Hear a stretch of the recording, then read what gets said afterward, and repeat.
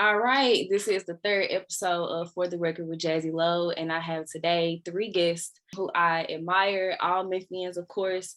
First up, we got producer Hit Kid. What it do, man? What it do, man?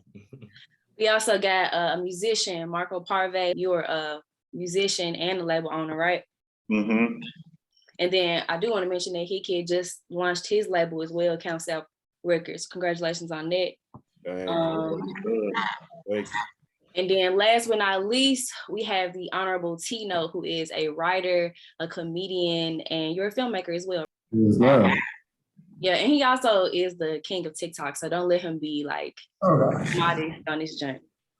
I brought y'all here today because a couple of weeks ago, I made a post on Instagram asking a question in terms of hip hop and whatever types of effects it may have on the Black community, specifically in destruction. So for a couple of examples, I feel like hip hop has affected the Black community in a number of ways in terms of misogyny, Black on Black crime, materialism, drug use, all that kind of stuff. And 85% of the people that responded to it liked the post and said yes, that it does contribute to all of those destructive things. And then 15% said no. Marco was one of the first people to hit me up, and he responded by saying that it's not really like a black and white thing. There cannot be like a straightforward answer. And some of the things that he brought up was that, you know, at this point, hip hop is a corporate genre, mostly led by white people. And you also brought up a very important point that I feel like a few people bring up, is that the position that Black people as a community are in is due to a lot of systematic issues that, you know, go back to many, many years ago. So I definitely wanted you to kind of go first and explain why you brought that up first. Yeah, I mean, because we could take hip hop. First and foremost, I thank you for having this conversation and all of us being able to be here and to share what we think about that, because we all are in the hip hop culture, no matter what we think is doing negatively or not. So from that point, for me, we could take hip hop off the table. We can just erase hip hop from history, and Black people are still gonna have, the short end of the stick, because hip hop developed in the late 70s. And even before that, this civil rights era and all of that. So all the systematic stuff that has been at play is way deeper than, anything that hip hop could have ever done.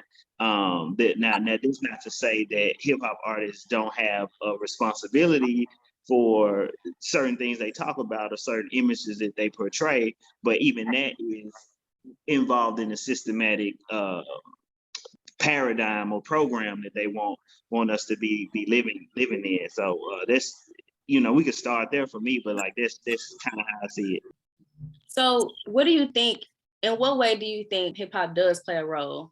Because I mean, obviously that falls under the misogyny bracket, that falls under the drug use bracket. And then we see like a lot of kids who come up and look up to, rappers or musicians as like their role models. And, if they're growing up mimicking some of those same things, how important do you think that social responsibility is though? I mean, is it Yeah, you go ahead. Now, I was gonna say, do you think it's a job of a parent to kind of like protect their kids and just be mindful of, how much they're consuming and what they're consuming? Or do you think that that's more, well, not just you, this is a question for everybody, or do you think it's up to the artist just to kind of be mindful of the type of, music that they're putting out there? No, it's definitely it's for sure up to the parent. They ain't got nothing to do with musicians at all. Right. They're just like saying you should cut your hair because somebody might look at your hairstyle and start crying. Like, what? Why should I have to wear a different haircut because somebody else take it as like disrespectful or mean or sad or whatever? However they feel, take it however they feel. So yeah, it's definitely up to the parents. Yeah, I would definitely agree with that, because it's like, even when me, I was coming up, and my dad used to sit me down all the time and basically explain to me that all the rap shit that I was watching was fake. Like, all the shit was just not real. And so I got that perspective at really young, and like, so whether it be Big Pimpin' or anything that I was watching, my dad was like, this is all not real, kind of deal. And that gave me the perspective of like, oh, okay, music is just like, these are characters, these are people that's playing roles. And I think that's kind of lost in the new generation where it's just like they believe everything. I don't know if y'all watch T Money So Funny on Instagram, and he got this jump where he doing Lean on Me, and he's saying like you smoke crack, don't you?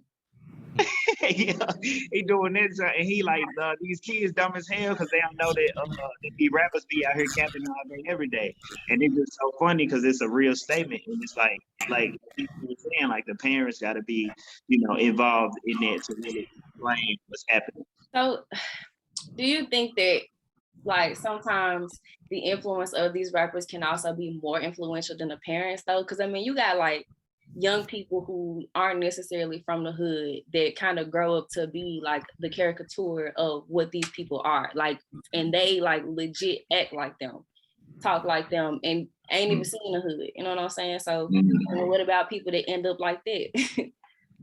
I feel like it's another influence besides the parent and besides the artist that make them want to feel like they want to be like that.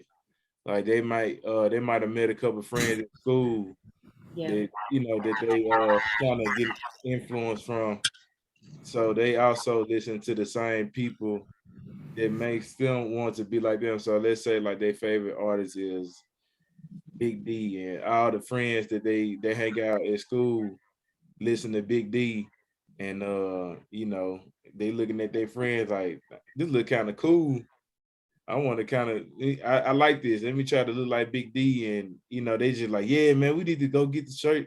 We need to go get some gun. We need to go get some drugs. You know what I'm saying? Like, they feel really cool. Like, they feel like they feel cool by doing this. And, it's a lot of friends, and it's on like maybe one or two parents at the house. So that's a lot of pull that's taken away from the home if the parents not really handle the business as a parent like they should by telling them what's morally right, what's morally wrong. So the discrepancy is really big there because half of the time the parents don't even know how to be parents, so it's hard for them to tell them what to do.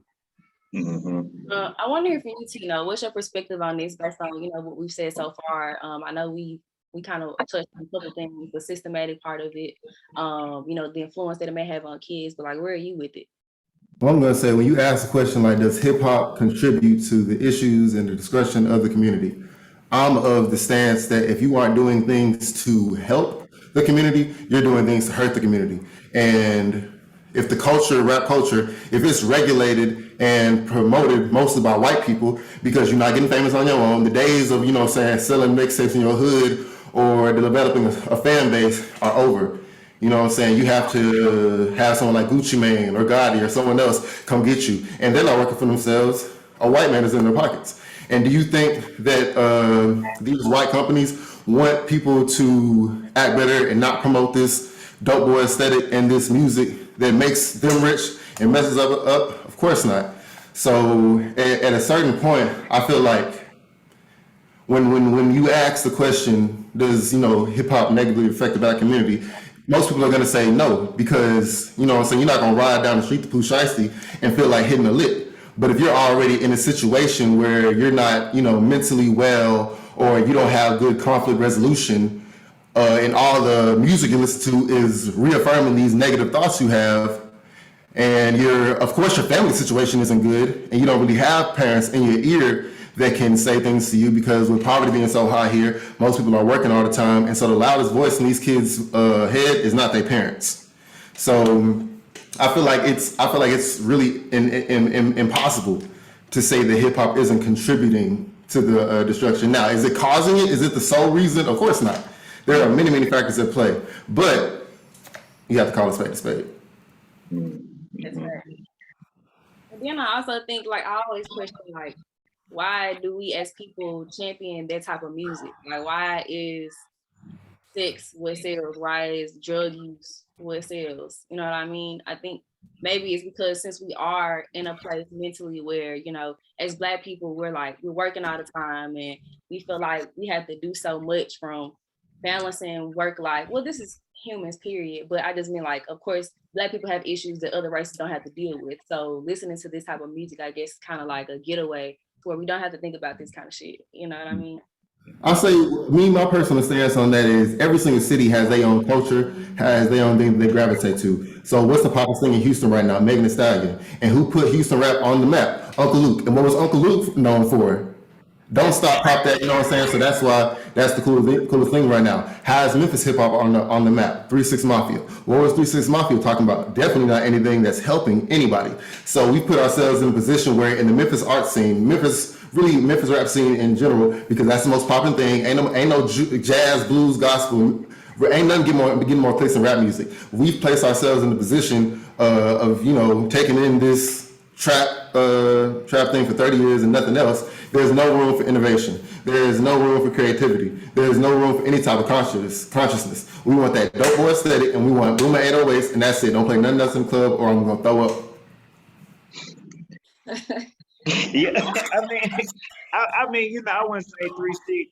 The thing with 3-6 is interesting to think about, because Juicy J, Justin Houston, or Jordan Houston is the child of a preacher kind of deal. So it's like it's this energy where Memphis is super hyper Christian. Everybody's Christian. There's a church on every corner, and just 3-6 came up in this era, like right after Stax is disappeared. They didn't destroy Stax. They didn't took instruments after community. So 3-6, and you can look at it and say, okay, yeah, there's negativity there. But also you can look at that and say, like, this is a form of protest music in a way, because it's like niggas is so mad about their environment that they willing to tear the club up. They willing to beat a nigga ass in the club. They willing to, express how they feel because the shit is so fucked up. So it really it's a sociological, let's shine a light on, what's happening. So it's I see it as a double-edged sword, but like you said, after so many years of consuming, things without being critical, then you do have, people who are just willy-nilly thinking about, okay, let's make music about drugs, and we don't even know where that kind of comes from or the purpose that these people were trying to get at. I truly just think it's a gateway.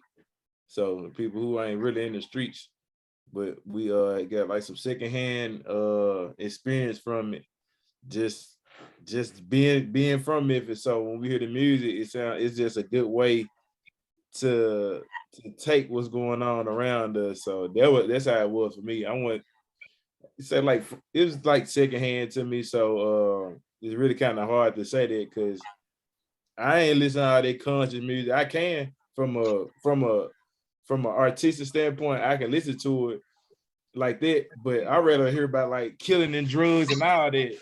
It sounds hard to me, like it sounds cool to me, but I wasn't doing none of that. Like, I was in the hood, in the hood, whatever. And dad did whatever he was doing, but it was still like, I don't know. It's really hard to say because I ain't end up like that. And I knew right from wrong, and I was hanging around some folks that weren't doing so well either. So it's really hard to like. I really feel that, because you know what I'm saying. As much as I talk about the negative effects that trap music can have, I love Big 30. You know what I'm saying. Swerving through the city in this sky, I got about 50 on it. I rock with it. I definitely mess with it. And you, Hit Kid, you're like in adoration because of course, you're known for your crunk beats, but I definitely listened to the Hit Kid for President tape, and you literally had an electronic song on that joint. Like you were literally stepping into all different types of bags. But I feel like as far as like just going back to like Memphis culture, rap music, like at first Memphis is known for what? Elvis Presley, but and BB King and like Isaac Hayes. But rap music has replaced all that as the pinnacle of Memphis culture. The Memphis Grizzlies fight song is "Whoop That Trip."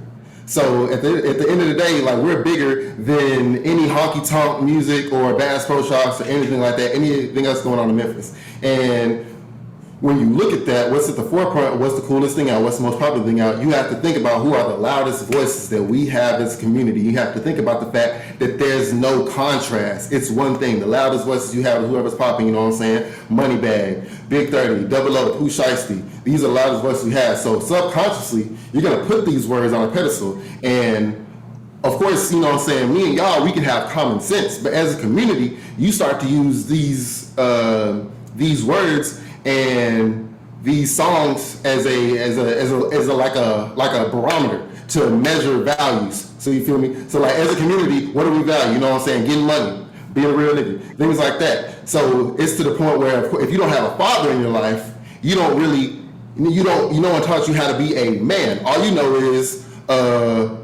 what a man's supposed to do, what you read on the internet. So when you put yourself in a position where there's absolutely no other form of media to contrast these people, it's only like nothing's gonna change. Not only that, but it's gonna add on to the deficit thinking of us. Because if you like say y'all go on Beale Street, right? Yeah. What on Beale Street is marketed to black people? Nothing, because they look at us as a violent people, and there's nothing to show us as anything different. Yeah, you're right about the country. Yeah, I mean it's the same, you know. But that get back into the corporate conversation too, because it's like we know who controls the radio, so they need it. They need it. They need people. They need people. They need people to kill. So we keep talking about killing. They need people to sell drugs. So they keep talking about sell drugs like they need it. If we ain't doing none of that, so that they ain't gonna sell. They ain't selling. If we ain't selling, or they ain't selling, they can't make no money. They can't make no money. They can't keep the city somewhat up the par. If they can't keep the city up the par, then everything just going downhill from there. So it's just our big circle at the end of the day. So they ain't gonna let it get too far where it's not gonna help them make any money. But they definitely controlling what's going on by letting some of this stuff happen. Like they leaving some of these cases unsolved.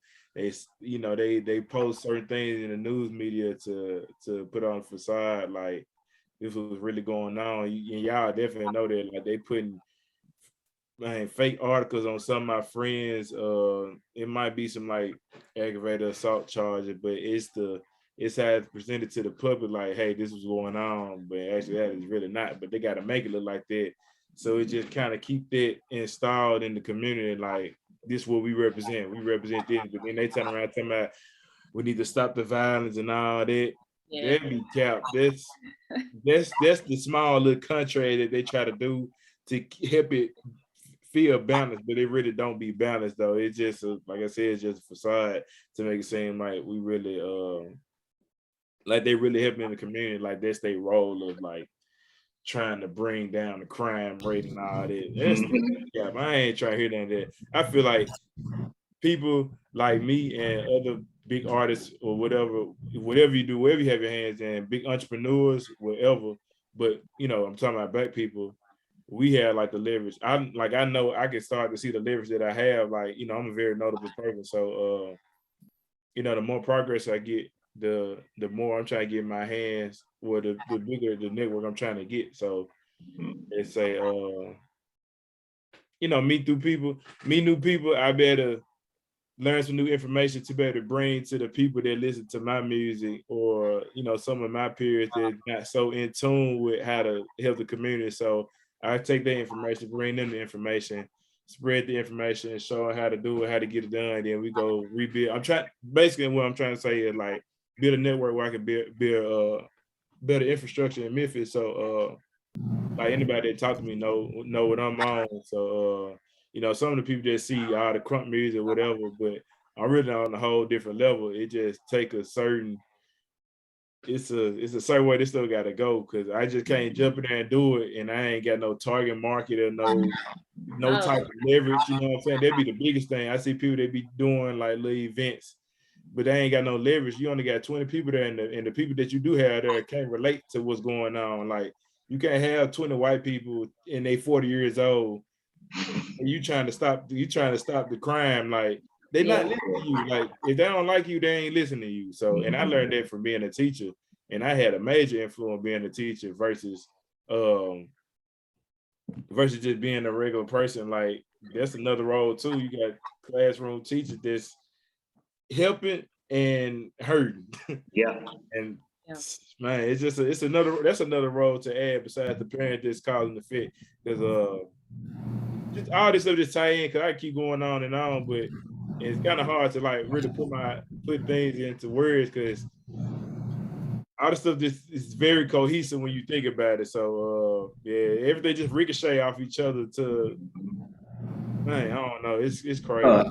I mean, I for sure feel what you're saying. You doing more than the people that we should want to, and that's why I'm so hard on like these millionaires and whatnot. Because I really have no civic. Because people always say, "Oh, they got to feed their kids." Man, you somewhere in LA eating crab legs. Your kids is eating good. At what point it's just plain greed, and you really just don't care about your community. You feel me? Because rap music is the greatest weapon we have against this system. It's the greatest weapon we have against white supremacy. And the moguls who rose from the crime street just turned into Republicans. They just want to be the white man. They want to learn how to exploit the community for their own person to gain. It makes me feel like if Tupac never got shot, he'd just be a host right now. He'd be a podcast. He wouldn't be doing nothing for the community. You know what I'm saying? And it's just like, imagine, say for instance, like someone with a big label here. Imagine if they signed one person who wasn't a trap artist. Imagine bringing them into these rooms, them narrating for the Grizzlies, you know what I'm saying? Putting them in the forefront. What can that do? And of course, like, you know what I'm saying, things are real messed up here, and you have people who are going to make music reflecting their reality. But Bell Hooks, you know what I'm saying, RIP, she said the function of art is not to tell it like it is. It's to imagine what it could be. So if you're making music and you're going to the booth and you're talking about, you know what I'm saying, shoot up your granny house, shoot up your mama house, keep shooting till somebody die, you're not talking about what you saw. You're not talking about the sociological impact it had on you. You're not talking about what it does to you and your community and your mind. You're just out here saying you're doing it. So I feel like a lot of times, like these artists who come up and they don't do anything for the community, they don't try to change narratives or anything like that. They say a lot when under all the rubble and the hoopla, it's just, I really don't care and I'm getting this money. Yeah. I mean, yeah, both of y'all just made excellent points. Just for one, I want to go to what Hickey said, just because, you know, about the schools, like the school situations can be real crazy. Like I was just talking to one of my homeboys and he was just telling me how, you know, he remembered like this teacher just basically pulled him, the principal came to the class and he was cutting up. And the principal told the whole class in front of everybody, oh, this nigga ain't shit. He gonna be dead in 5 years, and he gonna be locked up. That's still going on. I ain't gonna lie. That's still going on. And he a grown man. He 30-some years old, and remembering his story and have to recover from this idea that he wasn't good enough, this idea that he was supposed to be dead, kind of deal. And that's coming from an elder. That's coming from a person that's in the schools, that's supposed to be like literally there, loving and helping the community. It was doing the exact opposite. So yeah, those type of things are at play for sure with the schools. But then, like I said, go back to what Honorable Tino is saying too. Is just like at a certain point, the over rapping about the same old shit, getting the same type of artists, doing the same. Everybody a killer. Everybody got ops. Everybody got like. Come on, now. At a certain point, it's just is too much because we know it's capped.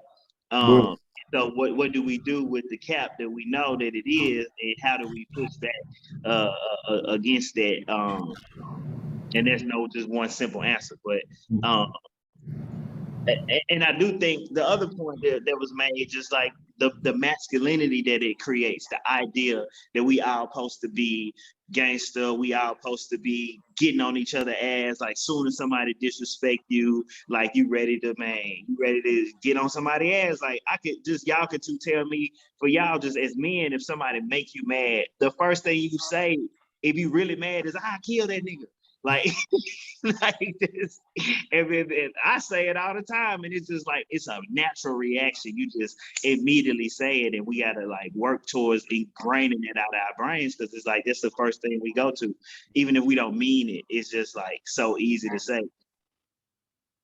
I'm glad that y'all brought up some solutions, because that was gonna be my next question too. Like, in what ways hip hop in general has been a positive impact? Because I mean, obviously, it's changing people's lives. It's pulling people from out of poverty, and like he mentioned, you know, in the beginning, if you understand that this is what's gonna get you paid to take care of your family, then it is what it is. And then later on, once you build that leverage, you could start to do things more positive. But on the flip side, I've also been thinking about like other things. Like, you know, how people say when you put words out there, when you speak certain things, especially when it's on some music that's gonna be consistently played, doesn't that like putting the energy out there does some affecting as well to you as a person? Like the energy could come back. Like take Young Dolph as an example. Like bruh, from what we see behind closed doors, wasn't really, you know, heavily involved in the streets, but at the same time, you know, it came back on him. And that could be argued, you know, many different ways. But I just think speaking words, you know, in general, can come back to you. So do you think that's also destructive in a way? I mean, I could say yes, because it has words have power. If we just think about it from that perspective, words have power. And it's amazing that Honorable Tino brought up bell hooks, because it's just like there are other types of literature and there's other types of art that Black people, Black men specifically, can be consuming that we are not necessarily consuming, and we're consuming just the same energy. It's like Dame, I don't know if y'all seen the Dame and Dash interview on All the Smoke, where he basically saying he don't like listening to rap music. Yeah, he listen to rock. He in a rock band. Yeah, because it's like continuing to listen to the stuff that you're trying to escape is really gonna keep reminding your brain about the same thing. It's kind of almost like the same thing when people say trauma porn when it comes to like movies like 12 Years a Slave or The Shy and things like that. People don't like watching that type of stuff because it's only showing the same type of image of Black people. And so you can see words in the same way. It's like, yeah, if you keep live by the gun, die by the gun, kind of like this how I see it. Yeah. I feel like also it goes into who you're bringing around you. Because you know what I'm saying, a lot of folks be getting their head boosted up to be labeled themselves as, you know what I'm saying, some street nigga and make all this trap music just so they can be a part of their entourage. Just so they can be all behind you in the interview, standing with you on stage. You feel me? Just so they can have a hand in what you're doing. So of course they're not gonna tell you not to like I fell out with people over this stuff. Like I had a friend who was like, you know what I'm saying, he wanted to be a rapper. So I'm like, all right, babe, you know what I'm saying, standing with him in his music videos and whatnot. One day we was chilling out of nowhere. He started hanging with like Bloods and whatnot. It was a blood nigga in there, and he was like, yeah, bro, in the next video, I want to have like 100 niggas with choppers behind me. And I remember like I felt like we haven't spoken again to that day because I clowned him. I'm like, bro, we not nobody gangster. You're like, this nigga's over here is a teacher. Like everybody is no one in here has a gun, but you're talking about you want 100 choppers in your video. You want 100 people with guns that you do not know just so they can bring around you. And we look at these people like 6ix9ine who reached the pinnacle of fame, and you're bringing these people around you who just want to eat off of you. That's all it is. They're trying to eat, and they're boosting your head to do something. So it's just like, as a community, at what point do we start playing offense? Because you know what I'm saying, of course, like since slavery, we've been doing whatever we have to survive. Whatever's gonna put some money on my table, I gotta do that because I gotta provide for my family. Cool. After you get them millions, because a lot of these people, like, you're not in the streets no more. You feel me? You don't have ops anymore, but you still on this song. Like Chance Rapper from Chicago, I ain't never heard about somebody riding down on him. You know what I'm saying? Because he's not putting that out. He chilling. So of course, even if you say you aren't in the streets no more, if you're still talking about this and you're still, you know what I'm saying, trying to be out here like, I'm that nigga, look at me in my cars, you feel me? Somebody gonna test you. And then when somebody tests you and you die, because that's what happens, they die, and then everybody starts acting like them, and that becomes the hottest thing out. Look at Pop Smoke, look at Juice WRLD. Somebody gonna replace you, and then we gonna listen to your replacement, you feel me? At what point do we say, damn, maybe there's a correlation. Maybe if I've made my millions, I can start doing something else. Maybe if I already have this fan base, you know what I'm saying? If I see people that I know that die and I have nightmares about it and it haunts me, you feel me? Why are you going to the streets trying to find thug niggas to be a thug nigga on TV other than to make money off of them? How many people has Gucci Mane seen die? How many people has Gucci Mane seen go to jail? He would have got 5 hood niggas. Where they all at? Locked up. Yep. He signed some more. Mm-hmm. And so I mean, it goes back to accountability though, because I mean, we just said it's not the artist's responsibility. So I mean, at that point, you know, is it up to the person to try to make that change? Is it his fault that, you know what I'm saying, they took the millions that he might have given them in as an advance and didn't do anything with it but throw it away because still the street became their downfall when he knew in the beginning that they were street niggas? You know what I'm saying? Gucci Mane, that's what he doing. He knew that man was gonna go to jail. You wouldn't got it. You wouldn't find a nigga that's been rapping for a couple months, who fighting charges, who you know is with the shit, and you bring him on Jimmy Fallon. Cut career didn't last 6 months.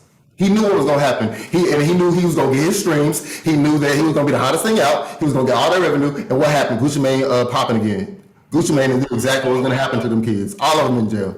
From a business standpoint, he knew that was gonna happen. But him personally, coming from how he came up and was able to, you know, change his life. You know, you seen he done lost weight, so obviously he was in a different mindset personally. So he understood that I'm real there from the streets, and he ain't just all the way corporate, but he know he can possibly help somebody that's coming up like him and change their life, but not just throwing away the fact that they might have charges and might really be from the streets, but you know, he just wanted to change a couple people's lives because that's how he came up.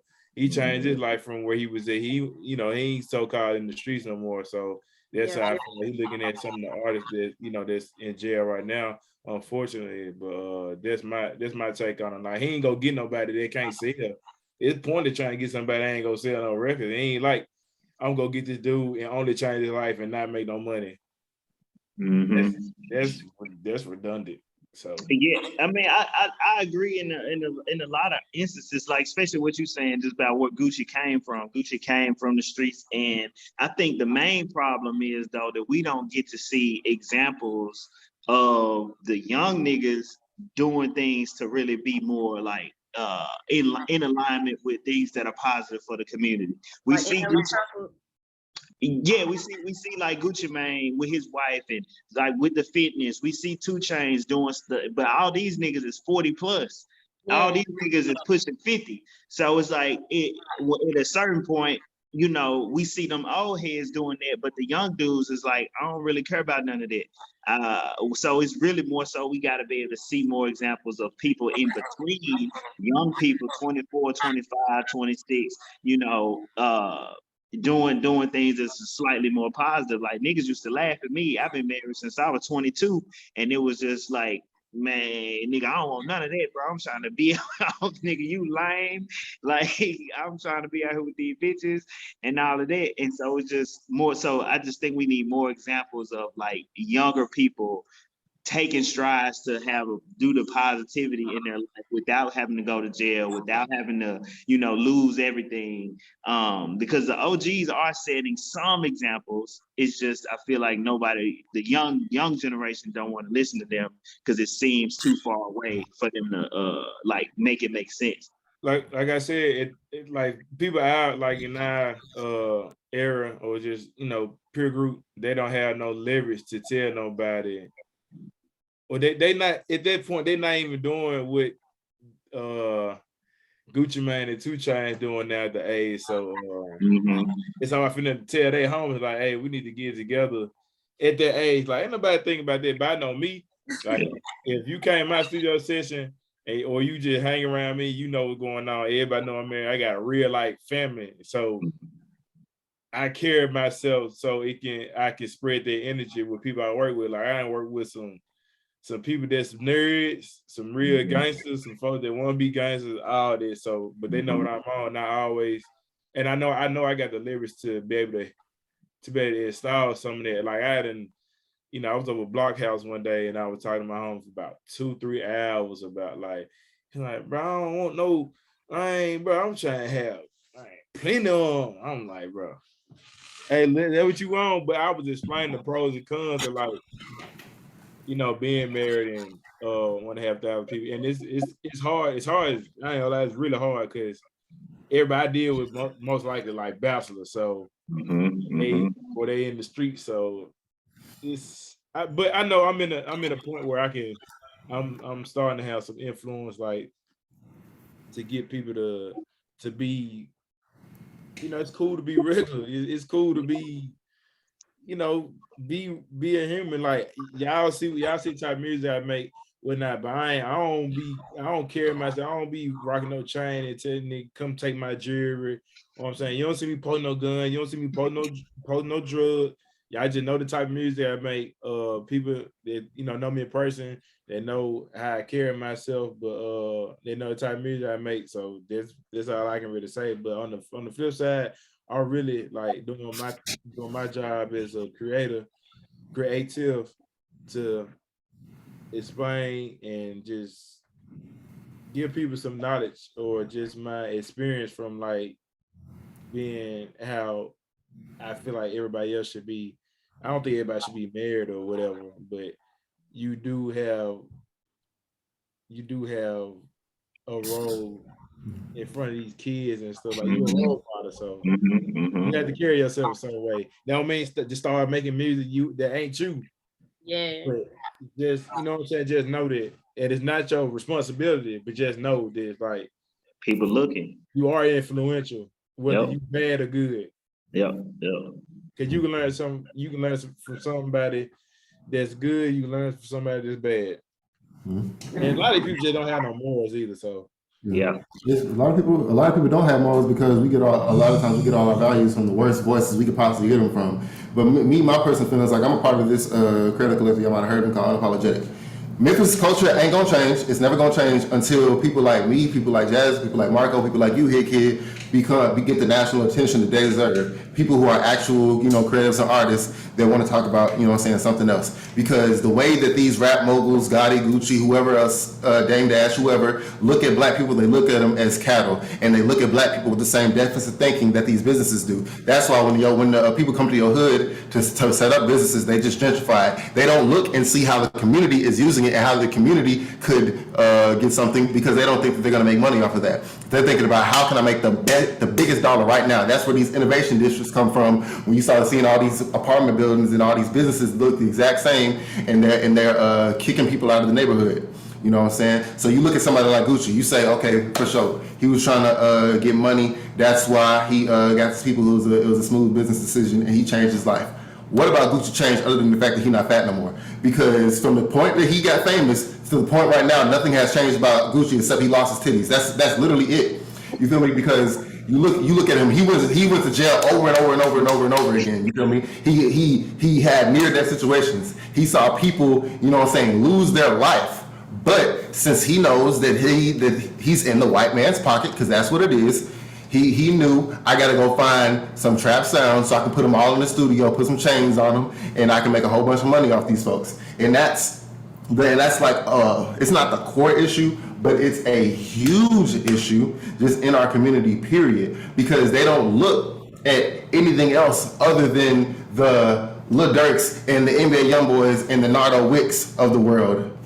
Because they're looking at that and they're like, what's selling right now?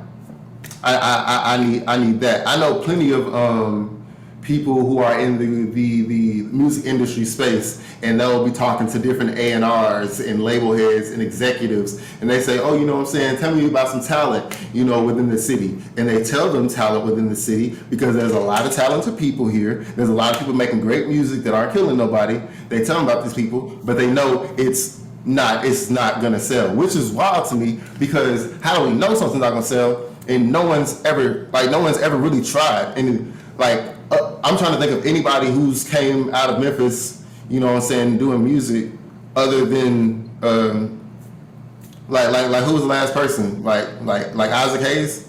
Like I know some girl that was here that does gospel now. I think that's about it. But we don't really have anything else. I ain't gonna lie, Frank Chase Chuck. Tell you that right now, that way I still don't be made cross street.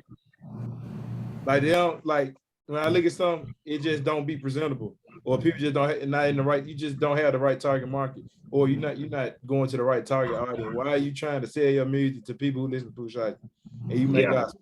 Nobody trying to hear none of that at all. And then you got people that make different music besides rap and hip hop. Well, I won't say hip hop, but more so trap and gangster music, but you got people that make music besides that, going to people who listen to double O, like that's not gonna work out. Not say everybody in Memphis listen to double O, but you get what I'm saying. Like it's some people that listen to other type of music, but you trying to perform at different, you trying to perform at V Live, and you make this type of music, or you expecting to perform at V Live. Why I ain't getting these shows? You going in the wrong target audience, market, everything. So that's why this stuff don't be working, because they present that to the wrong crowd. Like I let the crowd come to me because how I was moving and all this, and now now people are tuned in, but people just don't be having no leverage and expect like this stuff to happen and come to them. So that's like as far as, I do think it's a lot of it is just based on like repetition and what you hear all the time. So for example, I did this anti-gun violence song like in 2017, and they played it like literally in between all the songs. It was a commercial. But it wasn't a real song, but it's playing like all the time like a song, and people were calling in like requesting this song. Is literally about putting the guns down. It's literally about not, doing none of the shit that all the other songs that played right before it are talking about. And people wanted that song because they heard it so much. And so it really goes into like, it goes into visibility, and being able to really, if you get something in front of the people, just like Tino was saying, just like the national platforms will open up more space for more people to, be heard and be seen. Because it's like when people do hear something different, they're not going to immediately say, I don't like that. They just going to say, oh, I ain't never heard that before. And if you keep hearing it over and over and over, they going to be singing that shit just like they sing it. And it's about someone making like someone with a platform actually caring. Because right now, if you're making anything other than trap music, move out the city. Like, what are you doing here? Like, go move to LA, go move to Atlanta, go further your career, because that ain't gonna work here. You feel me? So when you look at these different artists and whatnot, like say you take someone like Yo Gotti and he signs a local artist. What's crazy is, what I'm saying, if he was to plaster that on Facebook, Instagram, what I'm saying, everybody gonna be like, who this nigga, bro? Like who is this lame ass nigga? Not even gonna go listen to you, not even gonna try. You feel me? But there might be a lot of people that are fans of it, but for the general consensus, you play that in the club, everybody gonna be like, bro, I'm finna leave. You feel me? Like I'm not trying to bump this. And it's just odd to me, because while on one point we say that there isn't a market for anything other than trap because everybody just listens to trap, you can go find the hoodest nigga ever and be like, oh, you know what I'm saying, who your favorite artist? And he say something like Sade, you feel me? So I feel like it's not that there isn't a space for anybody other than, you know what I'm saying, trap artists to become famous here. It's honestly just about somebody breaking the mold. It's like something's got to get, because at a certain point, there's no way.